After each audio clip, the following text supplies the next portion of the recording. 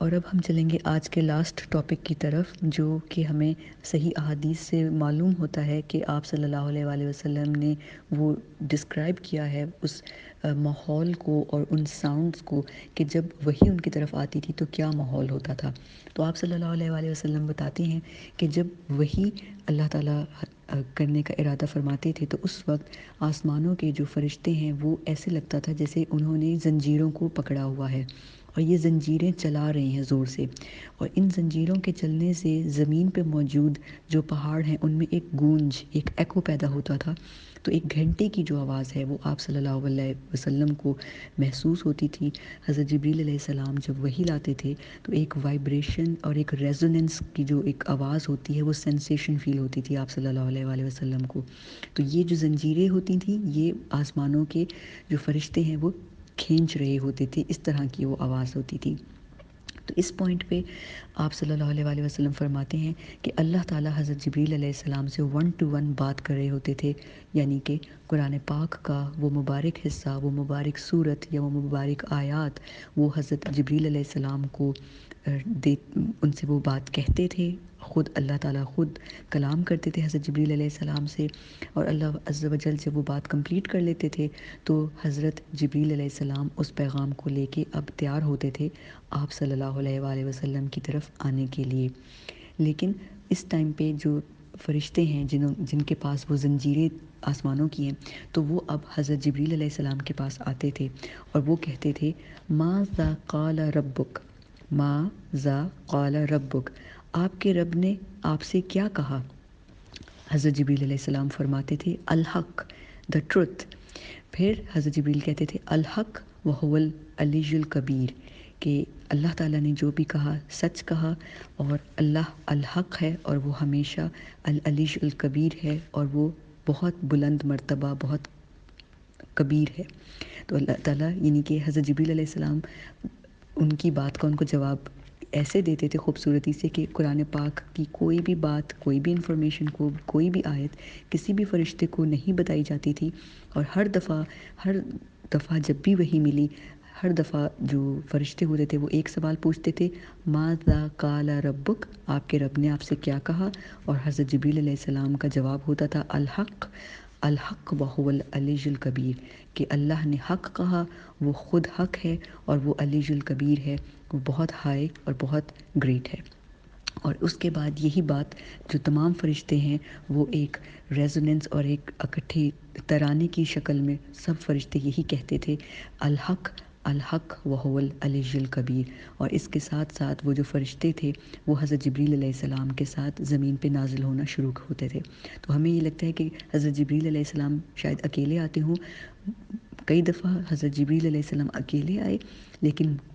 بہت دفعہ جبریل علیہ السلام کے ساتھ وحی کو لے کے باقی فرشتے بھی آسمان سے زمین پہ اترتے تھے، جس کے بارے میں خاص کر ہمیں پتہ چلتا ہے کہ جب سورۃ الانعام آئی ہے،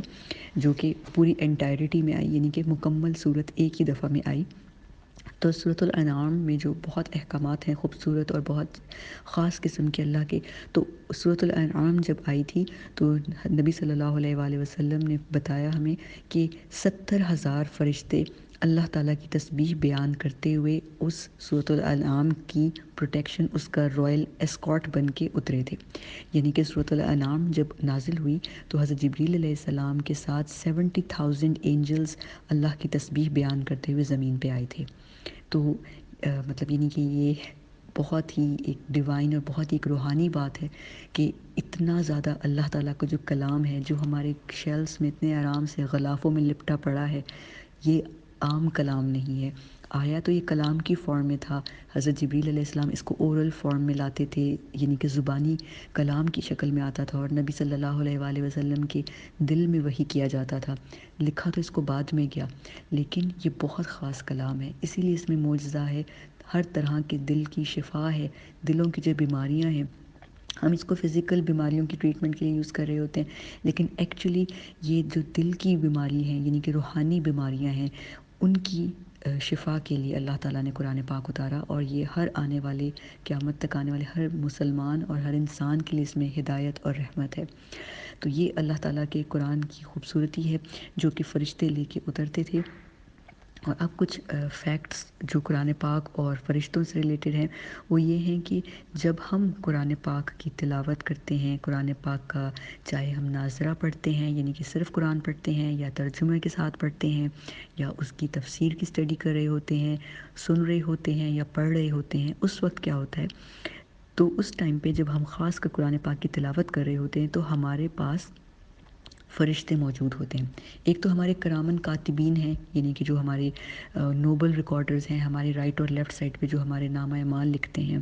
چاہے ہم وہ ٹیکسٹنگ کر رہے ہوں، چاہے ہم ٹائپنگ کر رہے ہوں، چاہے ہم کچھ دیکھ رہے ہوں، جو بھی ہمارے ریٹن یا ہمارے ایکشنز ہیں، ہم اپنے ہاتھوں سے، پاؤں سے، آنکھوں سے، کانوں سے جو بھی کر رہے ہیں، زبان سے، وہ سب لکھ رہے ہیں، ریکارڈنگ ہو رہی ہے۔ وہ تو دو فرشتے ہمارے ساتھ تب سے ہیں جب سے ہوش ہم نے سنبھالا، ہمارا نیکی اور گناہ کا جو ہمارا سلسلہ شروع ہوا تب سے وہ ہماری لکھ رہے ہیں۔ لیکن اس کے علاوہ جب ہم خاص کر قرآن پاک کی تلاوت کرتے ہیں، قرآن پاک کا علم حاصل کرتے ہیں، اسٹوڈنٹ بن کے، ٹیچر بن کے، کسی بھی طرح کا قرآن پاک کا علم حاصل کرتے ہیں، اور خاص کر جب بلند آواز تلاوت کرتے ہیں تو اس وقت پہ ہمارے اراؤنڈ فرشتے موجود ہوتے ہیں۔ اور آپ یہ بات جان کے حیران ہوں گے کہ وہ فرشتے ہمیں سن رہے ہوتے ہیں، کیونکہ جو فرشتے ہیں وہ ہر عام فرشتہ قرآن پاک کی تلاوت نہیں کر سکتا، یعنی کہ یہ شرف اللہ تعالیٰ نے انسانوں کو دیا ہے، قوت گویائی، پاور آف سپیچ، بولنے کی طاقت، سننے کی، سمجھنے کی، اس کو پروسیس کرنے کی طاقت اللہ تعالیٰ نے انسانوں کو دی ہے۔ ہر انسان قرآن پاک عمر کے کسی بھی حصے میں اس کو حفظ کر سکتا ہے، سیکھ سکتا ہے، بول سکتا ہے، ریسائٹ کر سکتا ہے، تلاوت، تجوید سب کر سکتا ہے۔ لیکن فرشتوں میں کچھ فرشتے ایسے ہیں جن کو اللہ تعالیٰ نے خاص یہ شرف بخشا ہے کہ وہ قرآن پاک کو سن کر، یعنی کہ قرآن پاک کی تلاوت کر سکتے ہیں، لیکن موسٹ آف دا اینجلس وہ لوگ قرآن پاک کی تلاوت نہیں کر سکتے۔ اسی لیے قرآن پاک کی جو تلاوت جب ہم کرتے ہیں، اپنے گھروں میں کرتے ہیں، چاہے خود کرتے ہیں، لگاتے ہیں، تو خاص اللہ کی رحمت کے فرشتے اترتے ہیں اور وہ اللہ کی حمد اور تسبیح بیان کرتے ہوئے خاموشی سے قرآن کو سنتے ہیں، کیونکہ اس قرآن کو انہوں نے اللہ تعالیٰ کو، حضرت جبریل علیہ السلام کو جب وہ دے رہے تھے تو اللہ تعالیٰ کو کہتے ہوئے نہیں سنا۔ تو جب انسان اس کلام کی، مسلمان اور مومن، دل سے خوبصورتی سے قرآن پاک کی تلاوت کرتے ہیں تو یہ فرشتے خاموشی سے بیٹھ کے اس کی جو ہے ریسیٹیشن کو سنتے ہیں۔ اور اس چیز کا ہم دیکھتے ہیں کہ اس کا ہمیں جو پروف ہے قرآن پاک میں اللہ تعالیٰ سورۃ البنی اسرائیل جو قرآن پاک کی 17 سورہ ہے اس میں اللہ تعالیٰ کہتے ہیں، سورۃ البنی اسرائیل کی آیت نمبر 78 میں اللہ تعالیٰ کہتے ہیں، نبی صلی اللہ علیہ وآلہ وسلم پہلے مخاطب ہیں، پہلے اللہ تعالیٰ ان سے مخاطب ہوتے ہیں اور اس کے بعد پھر ہم سب سے اللہ تعالیٰ کہتے ہیں اقیم الصلاۃ، یعنی کہ آپ صلی اللہ علیہ وسلم نماز قائم کریں۔ اور نماز قائم کرنے کے اللہ تعالیٰ نے پھر ٹائمنگز بتائے ہیں، نماز سورج ڈھلنے سے لے کے رات کے اندھیرے تک نماز قائم کریں، وقرآن الفجر،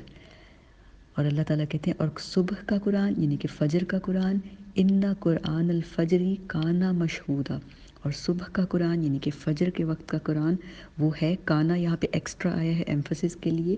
وہ ہے مشہودہ۔ مشہودہ یعنی کہ شاہدہ، یعنی کہ اس کو گواہ بنایا جاتا ہے، یعنی کہ وہ گواہ ہے، یعنی کہ اگر اس کو ہم یہ دیکھا جائے سمپل ورڈز میں کہ جو فجر کا ٹائم ہے نا، اس ٹائم پہ فجر کا جو ٹائم پہ قرآن پڑھا جاتا ہے وہ وٹنس کیا جاتا ہے، تو ہم کہیں گے اس ٹائم پہ کون موجود ہوتا ہے؟ ہم تو نماز پڑھ رہے ہوتے ہیں۔ تو اس کی اسکالرس کہتے ہیں دو میننگز ہیں کہ فجر کی نماز میں قرآن کو پڑھنا، یعنی کہ نماز فجر میں قرآن کو پڑھنا، اور دوسرا مطلب ہے کہ فجر کے وقت یعنی کہ طلوع شمس سے پہلے، طلوع شمس کے بعد، وہ جو صبح ارلی مارننگ کا جو ٹائم ہوتا ہے وہ بہت خاص ٹائم ہوتا ہے، اس ٹائم کا جو قرآن ہے اس ٹائم کے قرآن کو وٹنس کیا جاتا ہے۔ اب ہم یہ سوچ سکتے ہیں کون وٹنس کرتا ہے؟ تو فرشتے تو آل دا ٹائم ہمیں وٹنس کر رہے ہیں، ہمارے کرامن کاتبین، لیکن یہ جو اللہ تعالیٰ یہاں پہ مشہودہ کہہ رہے ہیں یہ ہے خاص فرشتوں کی طرف اشارہ ہو رہا ہے، کیونکہ ہمیں حدیث سے پتہ چلتا ہے کہ جو نمازیں ہیں فجر کی نماز، اس ٹائم پہ فرشتوں کی شفٹس چینج ہوتی ہیں، جو ساری رات کے انسان کے اعمال ہوتے ہیں، جو بھی اس نے سارے دن کی ہوتی ہے، ایکٹیویٹی کی ہوتی ہے، اس کی ساری رپورٹس لے کے جو رات کے فرشتے ہوتے ہیں انہوں نے اوپر جانا ہوتا ہے، اور اگلے دن کے آغاز کی جو بھی ایکٹیویٹیز کی ریکارڈنگ کرنی ہوتی ہے وہ والے فرشتے نیچے اترتے ہیں۔ تو وہ والے فرشتے جو ہیں وہ نیچے اتر رہے ہوتے ہیں، تو یہ ایک بہت ہی خاص ٹائم ہوتا ہے جب فجر کے ٹائم پہ بہت زیادہ فرشتوں کی شفٹ چینج ہو رہی ہوتی ہیں زمین پہ، کیونکہ دنیا کے مختلف علاقوں میں مختلف ٹائم ہوتا ہے فجر کا، تو اس ٹائم پہ رش آور ہوتا ہے فرشتوں کا۔ یہ اللہ تعالیٰ کی خاص مہربانی ہے کہ ہمیں فرشتے نظر نہیں آتے، ورنہ اگر ہمیں فرشتے نظر آئیں تو ہم کچھ دنیا میں کوئی کام کر ہی نہ سکیں، ہمیں صرف فرشتے ہی ہر جگہ نظر آئیں۔ تو یہ اللہ تعالیٰ کی غیب کے پردوں میں، اللہ کی رحمتوں میں سے، اللہ کی حکمت میں سے بہت بڑی حکمت ہے کہ ہمیں فرشتے نظر نہیں آتے۔ تو سورۃ الاسراء، سورۃ البنی اسرائیل بھی اس کو کہتے ہیں، آیت نمبر 78 میں اللہ تعالیٰ کہتے ہیں کہ قرآن جو ہے فجر کے وقت کا قرآن، چاہے وہ فجر کی نماز کا قرآن ہے یا فجر کے وقت کا قرآن ہے، وہ پڑھنا جو ہے وہ بہت بابرکت ہوتا ہے۔ اس لیے ہمیں چاہیے کہ فجر کی نماز پڑھ کے اسٹریٹ اوے نہ سوئیں، تھوڑا سا قرآن کھول لیں، حفظ کیا ہوا ہے تو حفظ یا اپنی میموری میں سے پڑھ لیں، لیکن قرآن کو تلاوت کریں، کیونکہ اس ٹائم پہ فرشتوں کا رش آور ہوتا ہے، اور زیادہ سے زیادہ جو فرشتے ہوتے ہیں وہ ترس رہے ہوتے ہیں، تڑپ رہے ہوتے ہیں، ایکسائٹیڈ ہوتے ہیں آپ کی تلاوت کو سننے کے لیے کہ آپ کس طرح سے قرآن پاک پڑھ رہے ہیں۔ اور اس سے ہمیں یہ بھی پتہ چلتا ہے کہ حضرت جبریل علیہ السلام اللہ کے ان خاص چند فرشتوں میں سے ایک فرشتہ ہیں جن کو اللہ نے شرف بخشا ہے کہ وہ قرآن پاک کی تلاوت کر سکتے ہیں، یعنی کہ وہ تلاوت کر کے آپ صلی اللہ علیہ وآلہ وسلم کو سناتے تھے۔ تو حضرت جبریل علیہ السلام ہیں، اور کچھ اور فرشتے ہیں جن کو قرآن پاک تلاوت کرنے کی اجازت ہے، تمام فرشتوں کو اجازت نہیں ہے۔ تو اس بات پہ بھی ہمیں خود پہ یعنی ایک طرح سے رشک کرنا چاہیے کہ اللہ تعالیٰ نے فرشتوں سے اوپر کا ایک درجہ انسان کو جو دیا وہ یہ ہے کہ ہم الحمدللہ ہمارے پاس یہ شرف ہے کہ ہم قرآن پاک کی تلاوت کرتے ہیں، اور قرآن پاک کی تلاوت کر سکتے ہیں، اس کو سمجھ سکتے ہیں، اس کو دوسروں کو بتا سکتے ہیں۔ تو الحمدللہ اللہ تعالیٰ کا کہ اس نے ہمیں مسلمان بنایا اور مسلمان گھرانوں میں اس طرح سے پیدا کیا۔ تو یہ کچھ باتیں تھیں اس وقت کہ جب وحی آتی ہے تو فرشتے کیا کرتے ہیں اور فرشتوں کی کیا کیفیت ہوتی ہے۔ ان کو جو نبی صلی اللہ علیہ وآلہ وسلم کی طرف 1400 سال پہلے جو وحی کا جو ایک سلسلہ تھا جو 23 ایئرز تک جاری رہا، 13 سال کی مکہ کی زندگی اور 10 ایئرز کی مدینہ کی زندگی، تو وہ جو سلسلہ تھا اس سلسلے میں ایک بھی مرتبہ حضرت جبریل علیہ السلام نے اپنے فرض سے کوتاہی نہیں کی۔ ان کو اسی لیے جبریل الامین کہتے ہیں، اور خاص ذی قوہ کہتے ہیں کہ وہ اللہ کی خاص طاقت ان میں نظر آتی ہے کہ وہ امانت کے ساتھ ایک ایک حرف سمیت قرآن پاک کو لا کے انہوں نے نبی صلی اللہ علیہ وآلہ وسلم کے دل پہ اتارا، اور رستے میں جتنے بھی فرشتے تھے ان میں سے کسی کے پاس ایک بھی حرف، ایک بھی آیت، کچھ بھی نہیں تھا۔ اور یہ اس لیے قرآن پاک پروٹیکٹڈ ہے کیونکہ اللہ تعالیٰ قرآن پاک میں بارہا کئی جگہ پہ جو آیات کا مفہوم آتا ہے، اللہ تعالیٰ کہتے ہیں وَلَقَدْ، یعنی کہ اللہ تعالیٰ کہتے ہیں کہ اللہ تعالیٰ نے جو قرآن پاک ہے نزلنا ذکر و انا لہو لحافظون، کہ البتہ ہم نے اس قرآن کو نازل کیا اور ہم ہی اس کے حافظون، ہم ہی اس کی حفاظت کرنے والے ہیں۔ چاہے وہ حضرت جبریل علیہ السلام نے پروٹیکٹ کیا، چاہے وہ حفاظ کے سینے میں پروٹیکٹڈ ہے، اور قیامت سے پہلے اس قرآن پاک کو دلوں سے اٹھا لیا جائے گا۔ فرشتوں کے ساتھ ساتھ جو نیک اسکالرز ہیں ان کی ڈیتھ ہو جائے گی، تو قرآن پاک کی حفاظت کا اللہ تعالیٰ نے جو ذمہ لیا وہ یہ ہے کہ اس میں تحریفات نہیں ہو سکتی، اس میں کوئی انسان جتنی مرضی کوشش کر لے وہ اس میں چینجز نہیں لا سکتا۔ تو یہ قرآن پاک کے اعجاز القرآن معجزات میں سے ایک سب سے بڑا معجزہ یہ ہے کہ قرآن پاک جو ہے وہ 1400 سال پہلے بھی وہی تھا اور اب بھی ہمارے پاس وہی قرآن پاک ہے۔ اب کچھ بات جانیں گے ہم حضرت میکائیل کے بارے میں، اور میکائیل کا جو مطلب ہے وہ اسکالرز بتاتے ہیں کہ یہ ورڈ جو ہے عربک لینگویج کا نہیں ہے، عبرانی جو زبان ہے ہیبرو لینگویج، اس کی کہتے ہیں بیٹی ہے عربی، عربک لینگویج عبرانی کی بیٹی یا بہن کہتے ہیں، تو اسی سے ملتے جلتے ورڈز ہیں۔ تو عبرانی زبان میں میکائیل کہتے ہیں چھوٹا، اللہ کا چھوٹا سا غلام یا چھوٹا سا بندہ۔ تو جبریل جو ہیں وہ اللہ کے ایک عبداللہ ہیں، تو اگر عبداللہ کا چھوٹا بنتا ہے اسم تصغیر بنتا ہے عبید اللہ، تو اسی سے بنتا ہے جیسے میکائیل جو ہے وہ ایک چھوٹا سا اللہ کا یعنی کہ سلیو، اللہ کا عبد، تو میکائیل ہیبرو لینگویج میں بنتا ہے کہ اللہ کا ایک چھوٹا سا غلام۔ تو کہنے کا مقصد یہ ہے کہ جو بھی حضرت جبریل علیہ السلام سے ان کا ایک لیول شاید کم ہو، لیکن اللہ کے جو مقسمات الامرہ ہیں، جو اللہ کے ایلیٹ کلاس آف اینجلز ہیں، اور جب ان کے اندر حضرت میکائیل کا شمار ہوتا ہے، بہت ہی امپورٹنٹ ان کی ڈیوٹیز اور اتھارٹیز ہیں۔ اور جب دنیا میں حضرت اسرافیل علیہ السلام کے ٹرمپٹ ان کے سور پھونکنے سے زمینوں اور آسمان کی تمام مخلوق ختم ہو جائے گی، non living things, living things سب ختم ہو جائیں گے، تو صرف اس وقت جو 4 فرشتے حیات ہوں گے ان میں حضرت میکائیل، حضرت جبرائیل، حضرت اسرافیل اور ملک الموت، یہ 4 فرشتے، یہی ایلیٹ کلاس کے جو 4 فرشتے یہی اللہ کے پاس موجود ہوں گے، اور ایک ایک کر کے ان سب کی بھی ڈیتھ ہوگی۔ تو یہ جو ہیں حضرت میکائیل علیہ السلام، ان کے بارے میں ہمیں ایک حدیث ملتی ہے۔ آپ صلی اللہ علیہ وآلہ وسلم نے فرمایا کہ کوئی بھی اللہ کا جو پیغمبر ہے، اللہ کا رسول، کوئی ایسا نہیں گزرا کہ اللہ نے اس کو زمین اور آسمان میں 2 وزیر نہ دیے ہوں۔ یعنی جو حدیث ہے عربک لینگویج میں تھوڑی کمپلیکیٹڈ ہے، اگر ہم اس کو اردو میں سمجھیں تو ایسے ہے کہ آپ صلی اللہ علیہ وآلہ وسلم نے فرمایا کہ ہر نبی جو اللہ تعالیٰ نے دنیا میں جو بھی رسول، یعنی کہ جو شریعت کے ساتھ بھیجا رسول، اس کو پیغمبر کہیں گے، اللہ نے ہر پیغمبر جو دنیا میں بھیجا اس کے 2 وزیر تھے، اور میرے 2 وزیر ہیں آسمانوں پہ اور 2 وزیر ہیں زمینوں پہ۔ تو یہ اللہ تعالیٰ کے نبی صلی اللہ علیہ وآلہ وسلم نے ہمیں بتایا کہ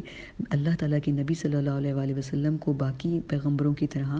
جو ہیں 2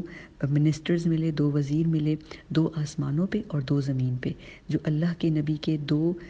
وزیر یا 2 منسٹرز جو آسمانوں کے ہیں وہ ہیں حضرت جبریل علیہ السلام اور حضرت میکائیل علیہ السلام، اور آپ صلی اللہ علیہ وسلم نے فرمایا my 2 ministers of from the earth are حضرت ابو بکر رضی اللہ تعالیٰ عنہ اور حضرت عمر رضی اللہ تعالیٰ عنہ۔ تو یہ کتنی پیاری حدیث ہے، یعنی کہ آپ صلی اللہ علیہ وآلہ وسلم نے فرمایا کہ میرے جو زمین پہ 2 منسٹرز ہیں وہ حضرت ابو بکر اور حضرت عمر رضی اللہ تعالیٰ عنہما ہیں، اور آسمانوں پہ جو میرے 2 منسٹرز ہیں، جو میرے 2 وزیر ہیں، وہ حضرت جبریل اور حضرت میکائیل علیہ السلام ہیں۔ تو یہ حضرت میکائیل علیہ السلام کے لیے ہمیں ایک حدیث ملتی ہے جس میں ان کا بھی ذکر ہے، اور ان کا ذکر حضرت جبریل علیہ السلام کے ساتھ ہے، اور اس کے ساتھ ہی آپ دیکھیں جہاں نبی صلی اللہ علیہ وآلہ وسلم کا ذکر آتا ہے وہاں پہ حضرت ابو بکر کا ذکر آتا ہے، اور ساتھ ہی حضرت عمر کا ذکر ہمیں ملتا ہے۔ تو یہ ایک پیاری حدیث ہے۔ اس کے علاوہ حضرت جبریل علیہ السلام جو ہیں، جب کوئی امپورٹنٹ بات آپ صلی اللہ علیہ وآلہ وسلم کو وحی کے علاوہ بتانی ہوتی تھی تو اس ٹائم پہ یعنی کہ اس کو ہم ایک یہ کہہ سکتے ہیں کہ مینٹور کی طرح، ایک ٹیچر کی طرح حضرت جبریل علیہ السلام آتے تھے، اور اس ٹائم پہ وہ آپ صلی اللہ علیہ وآلہ وسلم کو یا ایھا الرسول نہیں کہتے تھے، یا ایھا النبی نہیں کہتے تھے، بلکہ کہتے تھے یا محمد۔ تو حضرت جبریل علیہ السلام کے ساتھ جب وہ کوئی دنیا کی کوئی چیز دکھانے کے لیے آتے تھے، اللہ تعالیٰ کے حکم سے کوئی پیغام دینے آتے تھے لیکن وہ قرآن کا حصہ نہیں ہے، تو اس ٹائم پہ حضرت میکائیل علیہ السلام حضرت جبریل علیہ السلام کو اکمپنی کرتے تھے، وہ ان کے ساتھ ساتھ ہوتے تھے۔ تو اس میں جیسے ہم دیکھتے ہیں کہ جب قبر کا عذاب تھا تو قبر کے عذاب میں حضرت جبریل علیہ السلام کے ساتھ حضرت میکائیل علیہ السلام تھے، اور آپ صلی اللہ علیہ وآلہ وسلم کو ان دونوں فرشتوں نے قبر میں ہونے والے عذاب دکھائے۔ اسی طرح جب نبی صلی اللہ علیہ وآلہ وسلم کو جنت میں ان کا گھر دکھایا گیا تو اس وقت بھی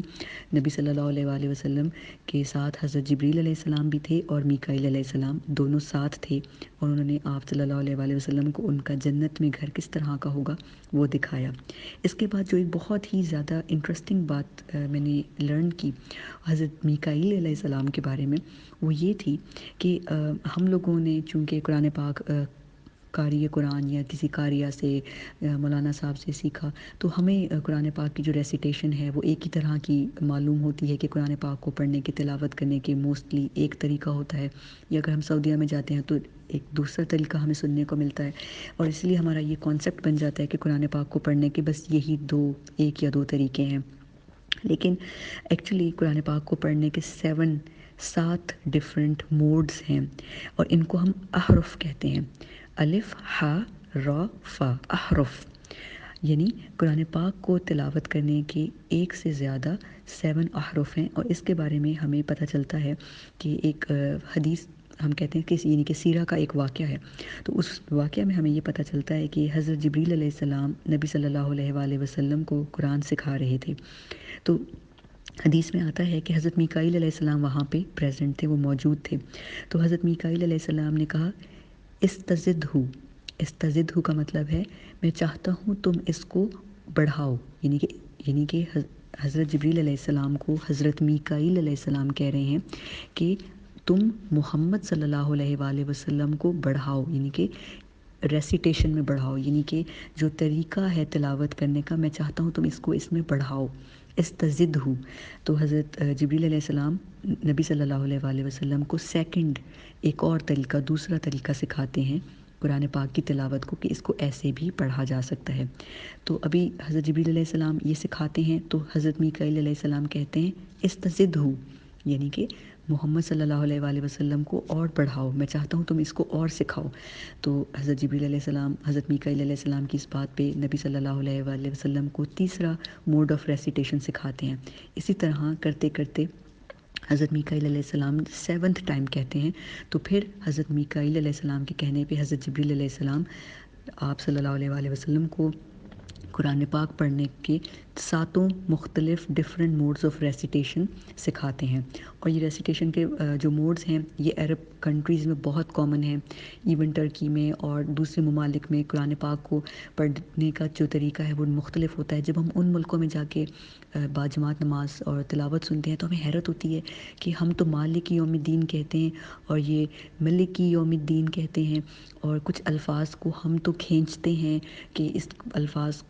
اس لفظ کو اتنا کھینچنا ہے یا ایسے بولنا ہے، لیکن یہ تو اس کو اتنا کھینچ نہیں رہے، یا یہ لفظ کو ملا رہے ہیں، تو یہ یہاں پہ ادغام کیوں اتنا کریں، مطلب فیوژن کیوں کریں؟ تو وہ ایکچولی جو پڑھنے کے طریقے ہیں وہ ان کا موڈ آف ریسیٹیشن اس جگہ کا اور طرح کا ہوتا ہے۔ تو اب ہم یہ سوچتے ہیں کہ حضرت میکائیل علیہ السلام نے ایسا حضرت جبریل علیہ السلام کو کرنے کا کیوں کہا؟ کیونکہ آف کورس حضرت جبریل علیہ السلام تو سید الملائکہ ہیں، ان کے پاس اتھارٹی ہے۔ تو اس سے اسکالرز یہ بات بتاتے ہیں اس حدیث کو ایکسپلین کرتے ہوئے کہ یہ جو واقعہ ہے حضرت میکائیل اور حضرت جبریل علیہ السلام کا، تو اس میں ہمیں یہ پتہ چلتا ہے کہ اسکالرز کہتے ہیں کہ جو عربز تھے مکہ کے، تو نبی صلی اللہ علیہ وآلہ وسلم کی جو زبان تھی وہ تو عربک تھی، جیسے ہماری زبان اردو ہے۔ تو اردو زبان میں بھی ہم دیکھتے ہیں کہ زبان اردو ہے لیکن بولی مختلف ہے۔ بولی سے مراد ہے جیسے لکھنؤ کے لوگوں کی اردو پاکستان کے حیدرآباد کے لوگوں کی اردو سے ڈیفرنٹ ہوگی۔ اسی طرح جو پنجاب سائڈ کے لوگ ہیں یا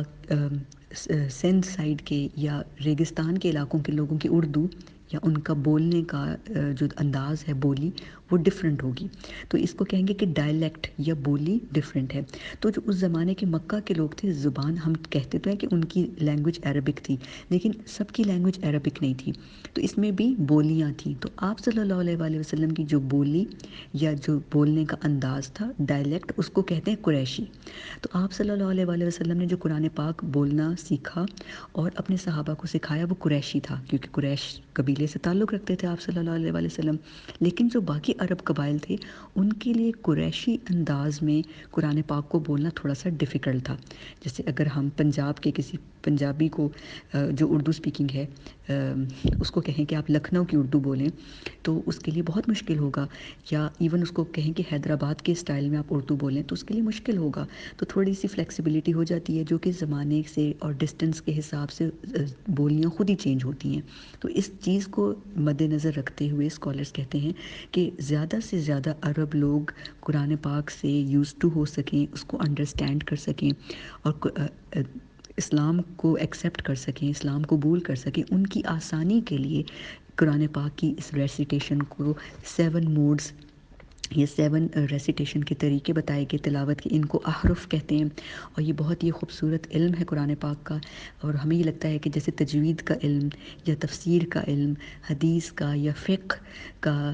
علم جو ہے سب کچھ ہوتا ہے، لیکن اور بہت سے قرآن پاک کی سائنسز ہیں، بہت علوم ہیں، بہت وسعت ہے ان میں۔ اگر ہمیں اس میں انٹرسٹ ہو یا ہمارے بچوں کو ہو، یا اگر ہمارے بچوں کے پاس خوش الحانی ہے تو ہمیں ضرور ان بچوں کو ڈفرینٹ موڈز آف ریسیٹیشن دکھانے چاہیے، بتانے چاہیے۔ اور میں ہمیشہ ایک چیز جو میں نے لرن کی ہے وہ یہ ہے کہ ایک ہی نالج پہ، ایک ہی بات یا انفارمیشن پہ اکتفا کر کے آرام سے نہیں بیٹھنا چاہیے، اور سے اور کی ہمیں جستجو رکھنی چاہیے، اسی سے علم گرو کرتا ہے۔ اور ہمارے ٹیچرز بھی ہمیشہ ہمیں یہی ریکمینڈ کرتے ہیں کہ اپنے سے زیادہ والوں کی محفل میں بیٹھو، اپنے سے برابر والوں کے علم میں بیٹھو گے تو ٹھیک ہے انفارمیشن شیئر ہو جائے گی، لیکن اپنوں سے زیادہ کی علم کی محفل میں بیٹھو گے تو کبھی خالی ہاتھ نہیں لوٹو گے، ہمیشہ کچھ لرن کر کے اٹھو گے۔ تو ہمیشہ زیادہ سے زیادہ آپ کوشش کریں کہ لرن کریں۔ اگر آپ نے ایک سورت ایک ٹیچر کے ساتھ کر لی ہے تو ویل اینڈ گڈ، پھر آپ کسی اور ٹیچر کے ساتھ اس سورہ کو لرن کریں۔ پھر اگر آپ کو کوئی نئے نوٹس پتہ چلے تو آپ اپنے ان نوٹس میں ان چیزوں کو ایڈ کر سکتے ہیں، آپ اور لوگوں کے ساتھ شیئر کر سکتے ہیں۔ تو یہ کچھ چیزیں تھیں جو حضرت جبریل علیہ السلام، حضرت میکائیل علیہ السلام اور باقی اللہ تعالیٰ کے پیارے فرشتوں سے ریلیٹڈ تھیں، جو آپ کے ساتھ شیئر کی۔ ان شاء اللہ تعالیٰ آنے والے لیکچرز اور لیسنز کے اندر انشاءاللہ ہم دیکھیں گے کہ حضرت جبریل علیہ السلام نبی صلی اللہ علیہ وآلہ وسلم کی جب دوست کی حیثیت سے آتے ہیں، as a friend, as a mentor, تو وہ آپ صلی اللہ علیہ وآلہ وسلم کے ساتھ کیا باتیں شیئر کرتے ہیں، صحابہ کرام کو کیا کہتے ہیں، اور کچھ باتیں حدیث کی اور سیرہ کی ایسی جو ہمیں پہلے سے کبھی نہیں پتہ، نہ کبھی ہم نے اسلامیات میں پڑھی، نہ کبھی ہم نے کسی درس میں سنی، تو ایسی جو انفارمیشن جو ہمیں عرب مفسرین اور سیرت کی کتابوں سے ملتی ہیں، جو کہ بہت خوبصورت ہیں اور یاد کر کے دوسروں کو بھی بتانے والی ہیں، وہ انشاءاللہ ہم اسٹڈی کریں گے۔ اس کے علاوہ سیرت جبریل میں ہم حدیث جبریل جو ہے انشاءاللہ اس کا مطالعہ کریں گے۔ پھر آپ صلی اللہ علیہ وآلہ وسلم کی جو سپورٹ کے لیے مکی اور مدنی زندگی میں حضرت جبریل علیہ السلام آتے ہیں، کیا کیا الفاظ کے کون کون سی دعائیں ہیں جو آپ صلی اللہ علیہ وآلہ وسلم کو سکھاتے ہیں اور آپ صلی اللہ علیہ وآلہ وسلم کے تھرو وہ ہم تک پہنچی۔ تو انشاءاللہ تعالیٰ ان تمام احادیث کو، ان دعاؤں کو، حدیث جبریل کو، اور اس کے علاوہ حضرت جبریل کی وہ جو خاص ایڈوائس ہے آپ صلی اللہ علیہ وآلہ وسلم کے لیے، 5 گولڈن رولز آف لائف، انشاءاللہ ہم اس کو انشاءاللہ اسٹڈی کریں گے۔ اور اللہ تعالیٰ سے دعا ہے کہ اس انفارمیشن کے شیئر کرنے میں اگر کسی بھی قسم کی کوئی ایگزیجریشن ہو گئی ہے، کوئی غلط سورس کوٹ ہو گئی ہے، تو اللہ تعالیٰ اس کے لیے ہمیں معاف فرمائے، اور اللہ تعالیٰ اس کے لیے ہمارا محاسبہ نہ کریں، ہماری پکڑ نہ کریں، اور ہمارے ذہنوں میں ہمیشہ کوئی بھی علم حاصل کرنے کے بعد ہمیں یہ دعا کرنی ہے کہ اللہ تعالیٰ ہمارے دلوں میں ہمیشہ، ہمارے ذہن میں، ہماری میموری میں صحیح بات، اتھینٹک بات، اور جو نفع والی اور ہماری ہدایت والی بات ہے اس کو ریٹین رہنے دیں، اور ہدایت آنے کے بعد اللہ تعالیٰ اس ہدایت کو ہمارے دلوں سے واپس نہ لیں، ہم ڈیویٹ نہ کریں، ہمارے دلوں میں ٹیڑھ نہ آئے۔ آمین۔ بسم اللہ الرحمن الرحیم۔ ربنا لا تزغ قلوبنا بعد إذ هديتنا وهب لنا من لدنك رحمة إنك أنت الوهاب۔ بارك الله لي ولكم في القرآن العظيم ونفعني وإياكم بالآيات وذكر الحكيم۔ سبحانك اللهم وبحمدك نشهد أن لا إله إلا أنت نستغفرك ونتوب إليك۔ السلام عليكم ورحمة الله وبركاته۔